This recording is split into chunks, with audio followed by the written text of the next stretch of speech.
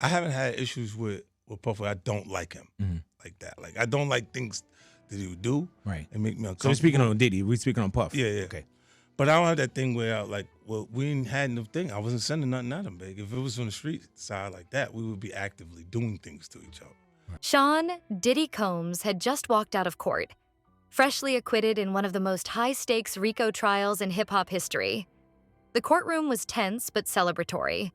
Supporters clapped, reporters sprinted to file breaking headlines. This woman here, Daphne Joy, it's rumored, you know, after having a baby with 50 Cent and clearly being loved up with him once upon a time, later went with 50's arch nemesis Diddy and became a freak-off girl. That is so dark, man. She knows fine well she has a baby with a man who hates Diddy. I think there was a falling out between her and 50. She's getting revenge. Diddy's getting revenge on 50. But you know who's laughing now, don't you? As usual, the man who always seems to have the last laugh, 50 Cent. You see, 50 posted the picture of Jane Doe where the face is rubbed out because they're not allowed to say who it really is on his Instagram, and then on the next slide said, I wonder who it could be, and posted a picture of his baby mama, Daphne Joy. Now, we don't know for sure if it's Daphne Joy, but I think 50's a pretty reliable source on this, considering. Oh, and they're now like posting pictures of 50 taking photographs of her, and it makes him look like he was like proper loved up with her. That's awkward. Apparently Jason Derulo was once with her as well. Jason Derulo! This girl has been around. And since I last did a video on this, yeah, a few things have happened. You know, the security guards who worked at the hotel where the CCTV footage showed Diddy beating up Cassie said, we were bribed. Yeah.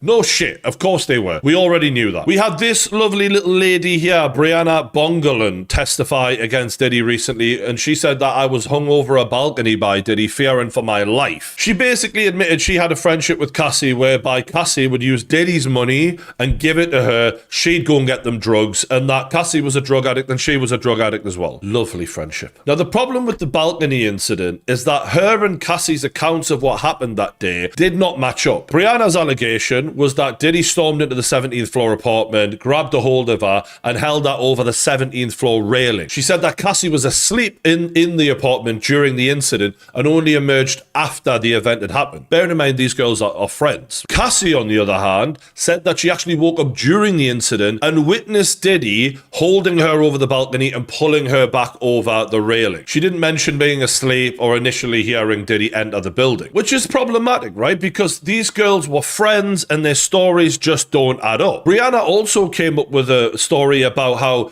Cassie had a knife thrown at her by Diddy and that Cassie threw it back at Diddy. This was something that Cassie never ever even mentioned. Under cross-examination, Brianna couldn't recall any of the specifics, the location, etc., all the important details, and it just come across like she made it up. And obviously, if you're making something up, calls it into question your entire story, especially when your mate has given a different account of it, whereby maybe you've come up with a story together and you just haven't got it straight, and then later, it just isn't holding up in court. And the main issue with the balcony incident is that it happened, allegedly, in LA. The problem is the defense lawyers of Diddy come up with the receipts, literally, to show that he was buying room service in New York at the time. And Diddy himself cracked a rare smile, for the first time in months. But all that relief? It lasted about 5 minutes, because in true headline-stealing fashion, Curtis 50 Cent Jackson dropped a series of explosive bombshells on social media that instantly hijacked the narrative and sent Diddy into an uncontrollable meltdown.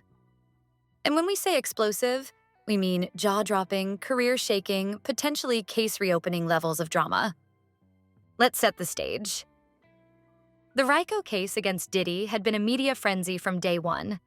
Government prosecutors accused him of running a complex financial web of shell companies, illegal transactions, and alleged connections to organized crime.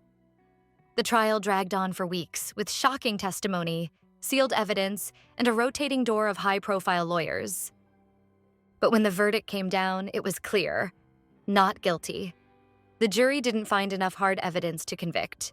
Kim Porter. Yeah, Kim Porter and my ex, they, and I'd been around them in, so some social situations. Yeah. Yeah, that was a long time ago. Well, weren't you telling me that when you guys were hanging out, Diddy was calling her like 100 times? Yeah. I mean, it was like, I think I mentioned it one other time. It was a time where it seems like he was really trying to get back with her, and he had no shame. It was I mean, he was very. See, that's weird to me. It's almost like that Tupac situation that I hate talking about. But like the cat that I encountered is nothing like the dude that you see publicly. Like it's like a whole different thing. I'm seeing this vulnerable dude trying to get back with his lady, and there's no bravado, no toughness, no ego or whatever. And it's almost like in this world is like, I don't know, I feel like all my celebrity people that not friends and just acquaintances, it's almost like there's a persona that they're playing this role publicly, but privately they're different people. Yeah. Yeah, look, I interviewed his ex-bodyguard, Roger Bonds. And he said that there were I think multiple occasions where, Diddy would drag him to Kim Porter's house. They'd wait outside the house for 6-7 hours. Just waiting outside the house like it's a full-time job. Right, yeah. And Roger was like, yo, Puff, we're going to get arrested for stalking. He's like, no, I pay the rent here. It's my place. They can't arrest me for stalking.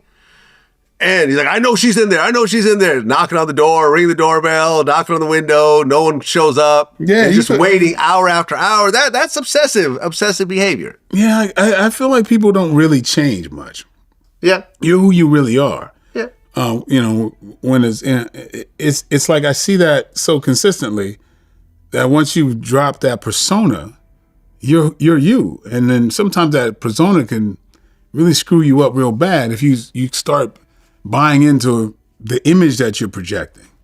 That can screw you up. I'm sorry, I just don't see nobody who's got that ego or that persona thing who's happy, doing that for so long. Yeah, it's funny. Roger was telling me about this one time, because 50's always kind of messed with Puffy. He's always joked about him and dissed him and whatever else. So this one time, Roger was telling me how they were going to MTV. And 50 was there with Tony Yayo and 10 guys from Queens, right? And Diddy looked at Roger and said, yo, man, I'm going to punch 50 in the face. Who said this? Diddy. Okay, Diddy said he was going to punch 50 Cent in the face.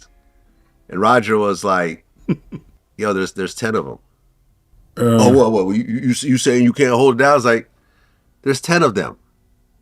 What do you expect me to do? There's 10 of them. There's 2 of us. There's 10 of them. And, 50's crazy, Yayo's crazy, and a bunch of the guys with him look crazy. This wasn't a bunch of accountants and lawyers. It was 10 street guys from Queens. He was like, yo, what do you expect is going to happen after you do that? Well, I mean... So nothing happened. He just had a conversation with him. That was it. Well, you said that. You said... Cue the celebration. Diddy's team rushed to social media with posts thanking fans, family, and the justice system for seeing the truth. News outlets broadcast live from the courthouse. Industry insiders speculated that Diddy would make a huge comeback, reclaiming his title as the ultimate hip-hop mogul. Then, 50 Cent showed up. In a move that now feels almost scripted, 50 took to Instagram less than an hour after the verdict. His first post? A video clip of Diddy walking out of court, overlaid with the text, "Not guilty doesn't mean innocent." The caption? "Y'all celebrating a technicality. Wait till you see what I drop next." The internet lost its mind. People thought it was just another classic 50 troll, until he started dropping receipts. In a rapid-fire Instagram story series, 50 Cent began leaking what he claimed were internal emails, financial documents, and anonymous whistleblower testimonies that had never been presented in court. According to 50, these documents allegedly tied Diddy to offshore accounts, unreported artist royalties, and hush money payments going back over a decade. Boom. Bombshell number 1. The first leaked document appeared to be an internal Combs Enterprises memo detailing a payout schedule labeled Special Vendors. One name blurred, another one not. An associate previously linked to a separate music royalty lawsuit. Instantly, Twitter was ablaze with speculation. Who else was getting special treatment? Did you have the sense that you had the option of a monogamous relationship? No. So she knew he's going to fuck other women and you have to be there for him. And you're getting paid for that in 10 grand a month for the rent. And you need to also give her more money, by the way, on top of that. I think in total, on top of that, he paid her like 150 grand over the course of a couple of years, as well as the rent. She talks about the first freak off that ever happened between them. Apparently they were on drugs, they were watching some dirty movies, and, you know, he was on about the fantasy of, you know, her doing stuff. And she was like, yeah, I'd be into it. And he said, it can happen tonight. How did you react? I was like, tonight? Okay. And from there, it's the usual stuff. Diddy's jerking off in the corner. She's getting it on with some entertainer, as they're calling them here. They ask her, how did it feel? She said, I felt exhilarated. It was taboo.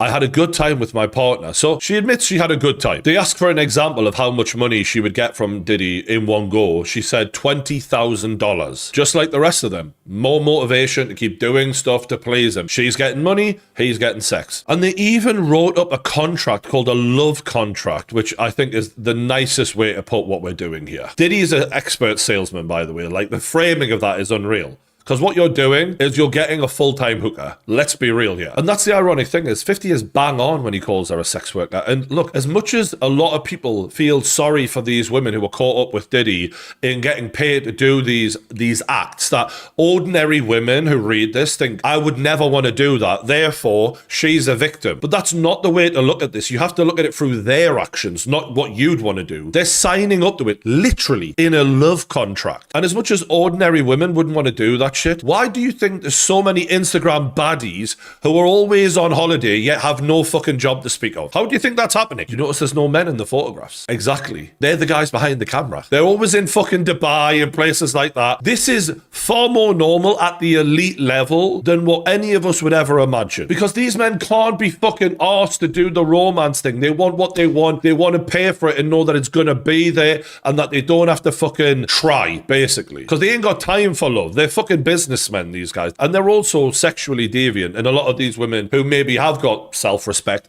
wouldn't want to do this sort of shit. And I think one of the main mistakes people are making when they're looking at this case is judging what they would want to do and not just looking at the actions and the words of these women agreeing to this stuff. And not over a course of a month or a couple of months, but years. And that is also why they would tolerate him being physical with them. Because the alternative is, who the fuck pays my rent? And yet people could say that's coercion, that's coercive control. They keep going back to him. And this Jane, as we're calling her, details how the intercourse would go with the entertainer. So basically, the lawyer asks, how would it end? She said, he'd finish on me, and then I'd go and have sex with Sean. She asked, would you clean up the ejaculate? Fucking hell, what a word. She said no. Diddy would like to play around with it. Then what? I would take a shower and get ready for the next one. And often, throughout this testimony, she would do 3 of them in one night, not including Diddy. And she would just shower in between, get ready for the next one. Imagine if this is 50's baby mama, right? And he's reading this and he's thinking, God, I had a kid with her. It's not what you want, is it?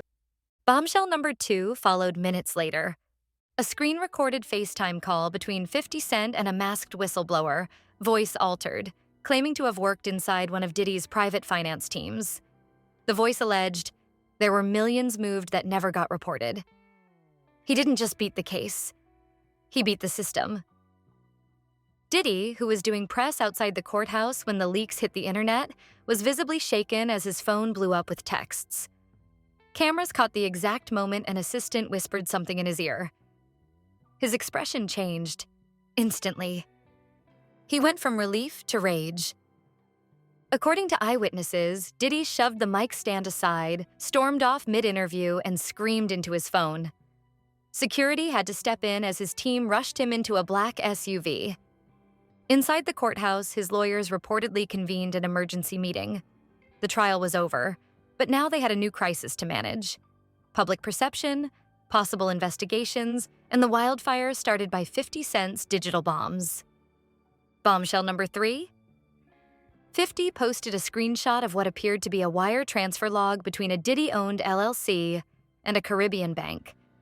He circled the total, $3.4 million. The caption read, "Wonder what he needed to send that kind of money overseas for. Don't worry, I'll wait." And the comment section? It exploded. Even blue-check celebrities jumped in, some with popcorn emojis, others with wide-eyed disbelief. Rap Twitter was in full conspiracy mode, and it didn't stop there. 50 hinted at even more leaks to come, teasing a mini doc series dropping on his YouTube channel titled The Paper Trail Diddy Uncovered. That's right. 50 Cent wasn't just trolling, he was producing content. Within 24 hours, the first teaser for the series went live.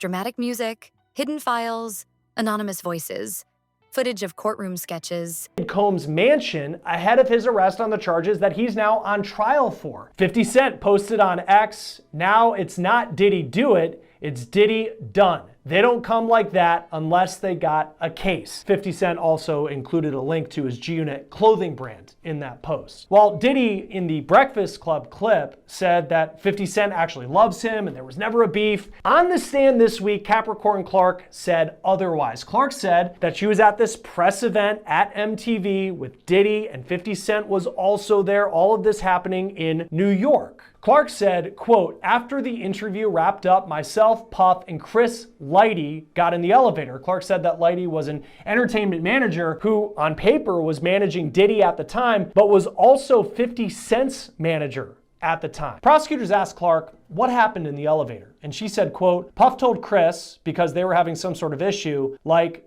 I really don't like all the back and forth. I don't do that. I like guns. The prosecutor then asked, what's the issue with an individual? And Clark responded, he had an issue with 50 Cent. She said Combs was very serious when he said that. In this case, it has become common to hear testimony from witnesses about alleged threats by Diddy. In fact, several witnesses have said that Diddy regularly threatened to fire people, to beat people, like his former girlfriend Cassie Ventura, and in this case, making a threat involving firearms to settle a dispute per the testimony of someone who was one of his closest associates for more than a decade. Invoking gun violence and some sort of veiled threat, that could be scary for some, but apparently not 50 Cent. On Instagram, 50 posted right after his name came up in the courtroom, quote, cut, wait a minute. Puffy's got a gun? I can't believe this. I don't feel safe, with a picture that looked like an AI image of 50 Cent on a movie set looking serious. And he wasn't done. Shortly after that, he posted another AI image on Instagram of him in a Yankees hat with a very scared look on his face with the caption, oh my goodness, itty bitty Diddy wants me dead. I have to lay low, sad face emoji. I think I'm gonna hide out at the playoff game tonight, LOL. Then the next day he posted what he did that night. He went to the NBA playoff game between the New York Knicks and the Indiana Pacers in Indiana. And you can see him here in a picture on the floor in a shirt that reads, quote, Free Diddy, playing into the trolling that 50 Cent has done to Sean Combs over the years, even before Combs was ever accused of what he is on trial for. Now, Combs' trial is expected to last another month at least. He's charged with racketeering, sex trafficking by force, and transportation to engage in prostitution. He has pleaded not guilty. Join us now to talk more about the trial of Sean Diddy Combs and everything that's going on inside the courtroom is Afi Patterson, civil and criminal defense attorney. Thanks for taking the time to be with us. We're focusing on what was a minor moment in the grand scheme of everything we heard in the trial this week, but there's this anecdote that Capricorn Clark told about what related to 50 Cent, but what Diddy allegedly told 50 Cent's manager at MTV during her time of working. Clips of Diddy partying from old music videos, spliced with headlines about tax fraud and undisclosed accounts. It was polished, it was brutal, and it was viral. Meanwhile, Diddy went quiet. His team scrubbed several celebratory posts from earlier in the day. A press release claiming total vindication was quietly edited to remove any reference to finality. Behind the scenes, crisis managers were working overtime. Legal experts weighed in across cable news and YouTube panels. Some argued that 50's leaks could spark a fresh investigation. Others said it was all smoke and mirrors. But no one could deny the effect. Diddy's hard-earned not guilty moment was now completely overshadowed. For Diddy, it wasn't just a PR nightmare. It was personal. He's known 50 for years. They've shared stages, events, even posed in photos at award shows. But under the surface, the tension's been there. The sly jabs, the interviews, the jokes about business deals gone sour. But now, the gloves were off. Diddy reportedly told one associate, "This isn't trolling anymore. This is war." Insiders say Diddy is considering a defamation lawsuit, though legal advisors warn that doing so could backfire and force him to answer uncomfortable questions in discovery. Meanwhile, 50 Cent keeps posting. He dropped a merch line overnight. Not guilty, just lucky. T-shirts and receipts over respect hoodies. They sold out in hours. He posted another meme, this one showing Diddy playing Monopoly, placing a stack of money on the get out of jail free square. The public couldn't look away. And so what should have been Diddy's big victory lap turned into a digital takedown of epic proportions. Now the question everyone's asking, will Diddy fight back? Or has 50 Cent already won the court of public opinion? One thing is clear, the trial may be over, but the war? It's just getting started. And when 50 Cent has evidence, a production team, and a motive, that's a dangerous combination. Stay tuned, because whatever you think you know about Diddy, 50 Cent is just getting warmed up. This is more than beef. This is legacy warfare. And nobody does it like 50.